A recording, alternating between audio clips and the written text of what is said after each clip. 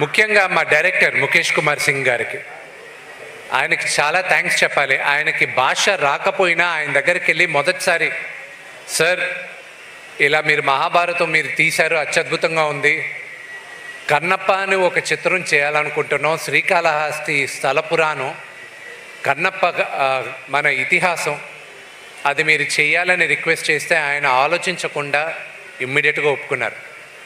ఆయనకి థ్యాంక్స్ చెప్పాలి. ప్రతి ఒక్కరికి మా మ్యూజిక్ డైరెక్టర్, ఆయన్ని 2017లో సినిమా ఎప్పుడు చేస్తానో తెలియదు నాకు, కానీ 2017లో ఆయన రిక్వెస్ట్ చేయడం జరిగింది, ఆయన ఒప్పుకున్నారు. ఈరోజు ఇందాక కౌశల్ అన్నట్టు ఇది శివాజ్ఞ. ఎవరెవరు ఈ సినిమాలో పనిచేయాలి, ఎవరెవరు కష్టపడాలి అనేది శివాజ్ఞతోనే జరిగింది ఇదంతా. అలాగే నేను ఎప్పటికీ రుణపడి ఉంటాను ఆ మిత్రుడు ప్రభాస్కి.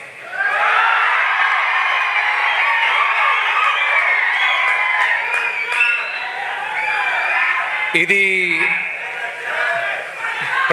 ప్రభాస్ చూస్తూ ఉంటాడు, ఇది చూస్తాడు. చూసినప్పుడు ఇది నేను చెప్తున్నా,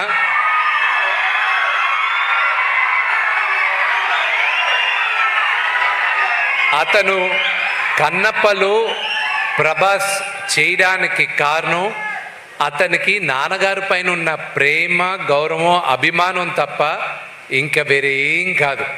నువ్వు నాకు దాని తర్వాత నాన్నగారి తర్వాత నా పైన ఉన్న ప్రేమతో స్నేహంతో చేసావు రెబెల్, అంతేగాని నా కోసం చేయలేను. But I'm grateful for Prabhas. అతను కూడా చేయాల్సిన అవసరం లేదు. స్నేహానికి ఇంకా పెద్దవాళ్ళకి ప్రేమ, గౌరవం, స్నేహానికి ఇంకా ఈ కాలం విలువ ఉందంటే ప్రభాస్ ఒక ఎగ్జాంపుల్.